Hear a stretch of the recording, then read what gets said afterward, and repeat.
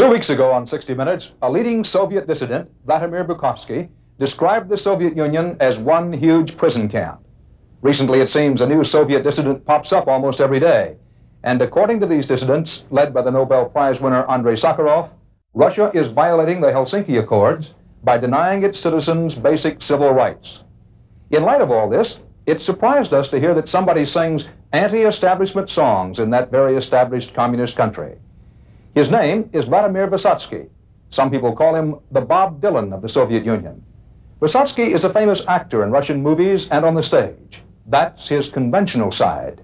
But he also writes and sings biting, satirical poems about life in the Soviet Union. He says that what he writes and sings is not unpatriotic, so he does not classify himself as a political rebel.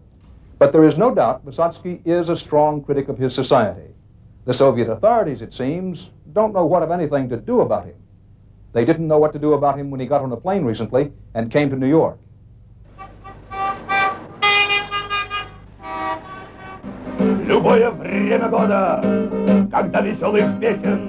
One of his strongest statements is a song called Utrенняя, люблю, things I don't like, such as, I don't like cold cynicism, I don't like strangers reading my mail, I hate tattletales and slanderers, I don't like people being shot in the back or in the front. I'm upset when the innocent suffer.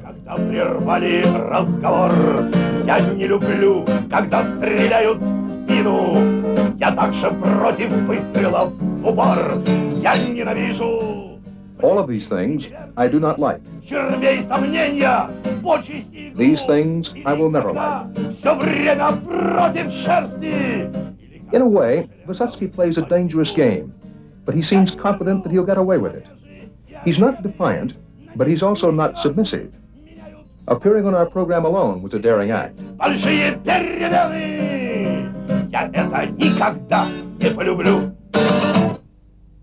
You like to describe yourself, I know, and your work, as protest, but not revolution. Where is the line between a protest singer or poet and a revolutionary singer and poet? Well, let's put it this way. I've never defined my songs either as songs of protest or songs of revolution. But as to your question, well, probably you could just say the different types of songs are written in different times. In revolutionary times, people write revolutionary songs. And in normal, ordinary times, they write songs of protest, the kinds that are produced everywhere in the world. When people simply want things to be better than they are right now, when they want tomorrow to be better than today. Wysocki is 38 years old, and he's already done a stretch in a Soviet prison camp. That was in his youth. But now, as a movie actor, he has money and privileges few Russians have. All this gives him some traveling opportunities. But he says when he gives an official performance in the Soviet Union, he has to go through a certain degree of curtailment of what he wants to perform. There are people whose job is to regulate what I do, whether I can sing these songs or others. The same is true of my recording. I wrote 600 songs, but I recorded only 20 of them. And how do you know how far you can go and where you have to stop?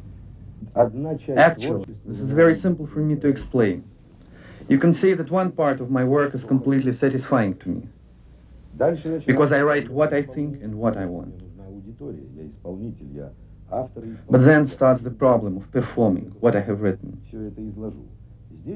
Because after all, I'm a performer, and I need an audience. And here the difficulties begin, since I don't have very many official performances. So, what I do is to perform for my friends. What are the principal themes running through your poetry? What I usually try to do is to deal with the problems of the individual first, in his everyday life, the problems which have affected the individual throughout history. I try to write against human vices and failings. And many of my poems are very critical in that sense, without question. We asked about songs about war and détente with the Soviet Union. Wysocki said he didn't deal with such subjects, but he did have a song about a submarine that was caught under a minefield, running out of air. That was his statement on war.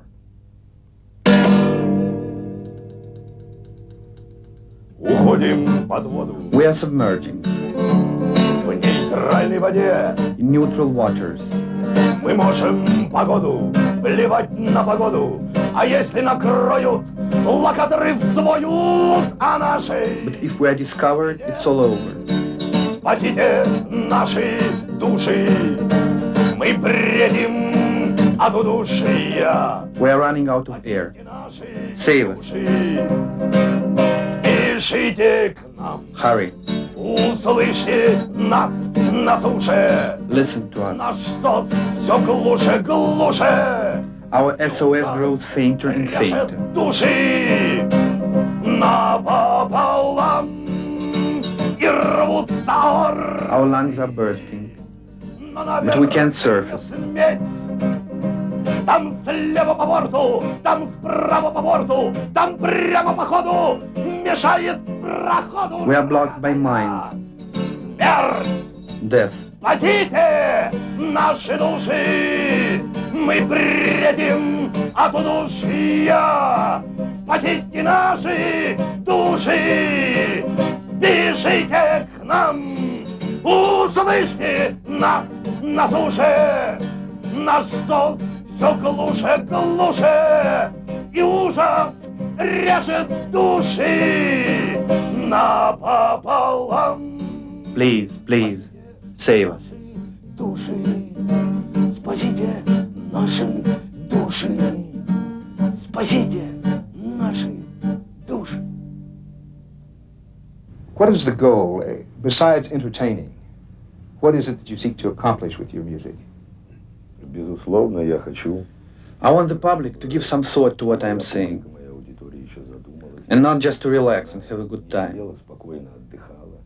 I want the public to feel a certain nervous tension. I want to impose my opinions and my art on the public.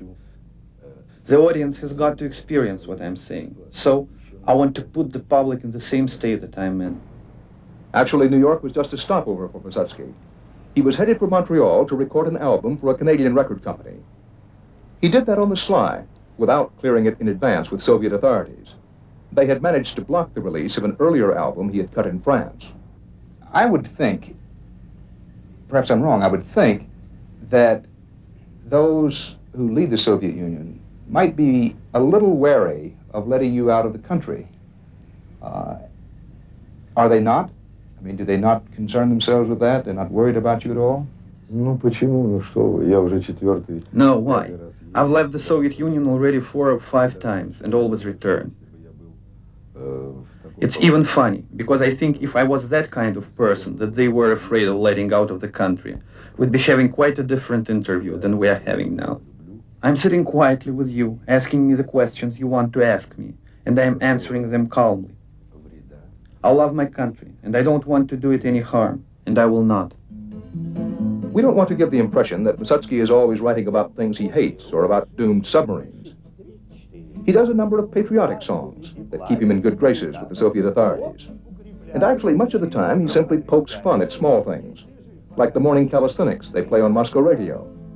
They'll sober you up in the morning, he says, if you're still alive, that is. Выполняйте правильно движения, прочь влияние извне, привыкайте к новизне, вдох глубокий до изне, мажения. Очень вырос в целом мире грипповирус 3-4, ширится, растет заболевание. Если хилый, сразу гроб, сохранить здоровье, чтоб, применяйте люди об тирания. We have no way of knowing whether the Soviet authorities are getting more lenient toward their critics. But thousands are exiled in prison camps for expressing critical views, though some seem to get away with it.